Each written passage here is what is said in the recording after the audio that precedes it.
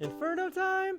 Come on, grab your friends. We'll go to very distant lands. That's right, I sing, play the ukulele, eat 18-inch corn dogs on TV, and ladies, I'm available. This is the Inferno.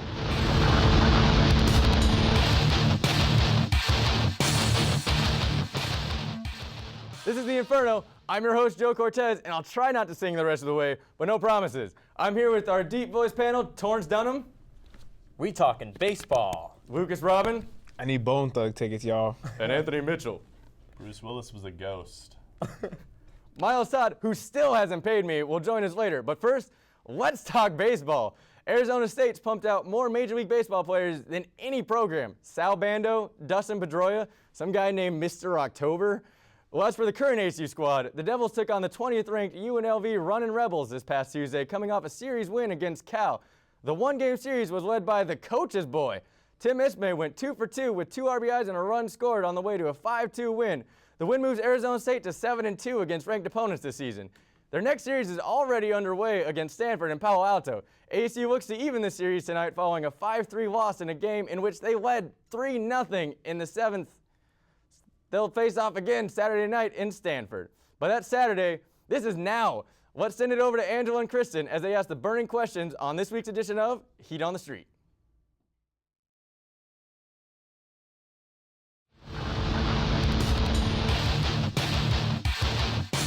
Thanks, Joe. I'm Kristen Carver here with Angela Linehan. We're back at the downtown Phoenix campus, but this time we're testing students on their knowledge of ASU baseball and softball. Let's take a look. Do you know what ASU softball is currently ranked in the NCAA? Number 1, number 6. Softball, I would say top 5. I'm gonna go with 3rd. I'll say probably 10. That's right. Can you name any ASU alumni that are in the major leagues right now? Dustin Pedroia. Alvin Davis. I'm a Mariners fan. He was with the Mariners. Just name them all. Yeah. Could throw out a name of an ASU baseball player? Not one. You could just make one up. Jose Rodriguez. Trevor Allen and Tucker Esme. There's that one guy with the beard. Sparky. Yeah. Nah. Baseball players? Nah. Did you find any? Okay, there's Billy Young, and there is RJ Ibarra, and then there is Johnny Sewell. Well, that's it for us here on the downtown campus. They were definitely more educated on basketball, but we got what we could. They weren't too bad in the alumni, though. I'll give them that much. Well, that's it for us this week. I'm Kristen Carver. And I'm Angela Linehan. Downtown Phoenix campus, Heat on the Street. Thanks, guys. You must have had a ball out there on foot in the nice spring weather. Wait, ball, foot, spring. Spring football!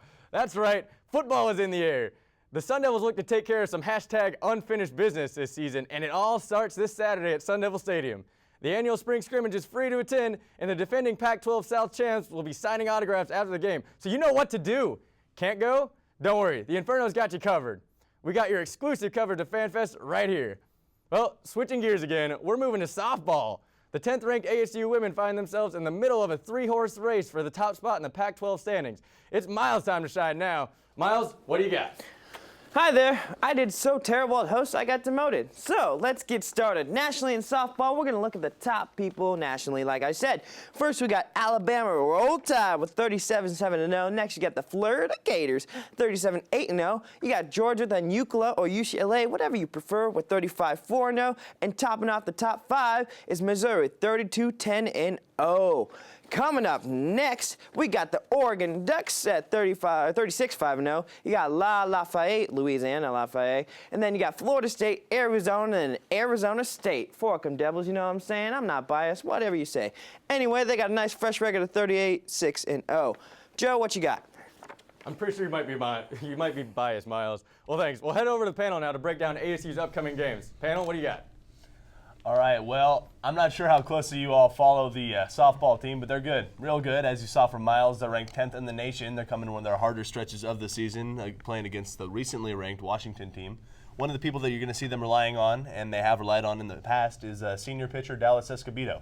In 18 starts, she's already struck out 175 hitters and walked 19. If that's not enough, She has an ERA of 1.6. It's a crazy stat line. Crazy enough, in fact, to make her 2-time Pac-12 Pitcher of the Week and 2-time National Pitcher of the Week. She is definitely a star.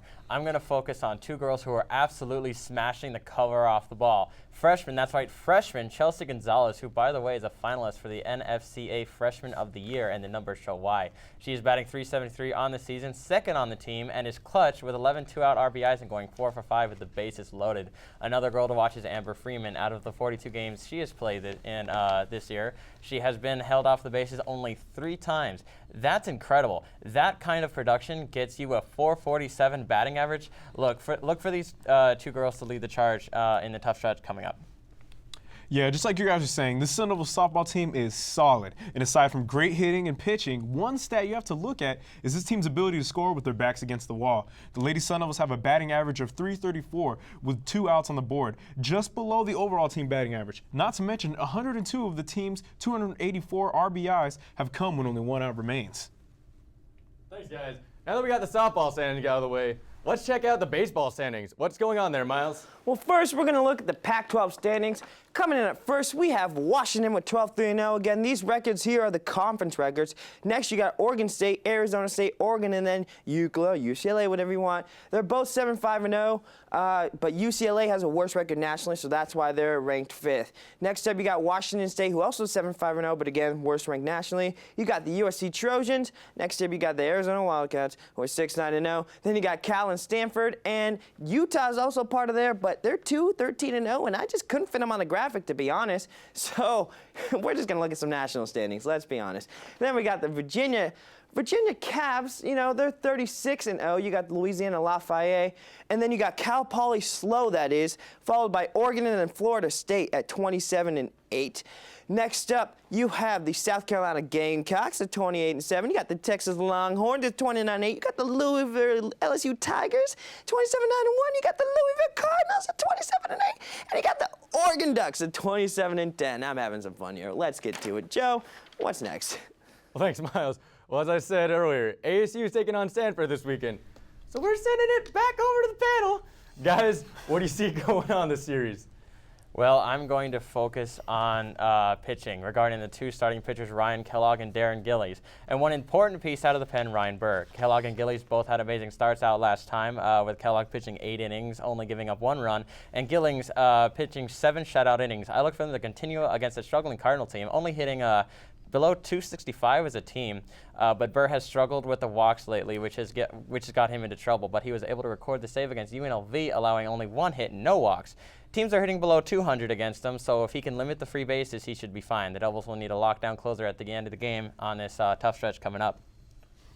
All right, yeah. Offensively, at .293, the Devils have one of the better batting averages in the conference. However, key players that you're going to see are going to be first baseman Nate Cossey. He's leading the team with a .361 average. That's very consistent. We've also got some sluggers in the form of sophomore Dalton Dinatari and RJ Ibarra. They're averaging an over 400% slugging percentage, and they've amassed 57 RBIs. Ibarra also known to come up clutch. He's hit 3 walk-offs late this season. You know, 2 things have plagued this baseball team, errors and free bases. So far this season, ASU has committed 48 errors in only 35 games. In last night's loss to Stanford, ASU gave up 2 errors late in the game and managed to blow a 3-0 lead in the bottom of the 8th. After the 6th inning, the Devils' bullpen gave up 4 runs, 3 of which were unearned, and 2 walks. Stanford went on to win 4-3 after hitting a walk-off single to end that game. Yeah, you can't win with giving up free bases late in the game. Can't. Nope. Big problem with the bullpen. Well, it's a pretty slow week in the Pac-12, so you know what? We're going to go ahead and make the ASU-Stanford game on Saturday the Pac-12 game of the week. All right, Deep Voice panel, who you got? All right, I've got the Devils winning the series. Coming into the game Thursday night, they looked to be the pick. The Cardinals sat below 500% in the win column. But, you know, Stanford ended up taking the win. That's largely due to bullpen issues. I mean, we're giving up bases. But, yeah, I think they're going to get the ball rolling again. We've been hitting well. Yeah, ASU. Yeah, I'm going to have to go with you, Anthony. I mean, ASU will find a way to rebound after last night's loss. Remember, the first 6 innings pitched were scoreless. So if they can straighten out their bullpen, they should be able to close out a win in the Game 2 of the series against Stanford. Yeah, I think Kellogg will use his last start as a springboard and continue to pound the zone. As for the bullpen, they need to figure it out a little bit. I think they will. I think we'll see Tim Ismay use Burr a little bit more, and the bullpen should be fine. I have the Devils winning the last 2 games of the series. I don't know if y'all can tell, but did we go to ASU? Maybe just a little bit. It's pretty obvious, guys. Well, that's about all we have for you today. We jumped around a lot, so thanks for sticking with us. For the rest of the crew here, I'm Joe Cortez. This has been The Inferno.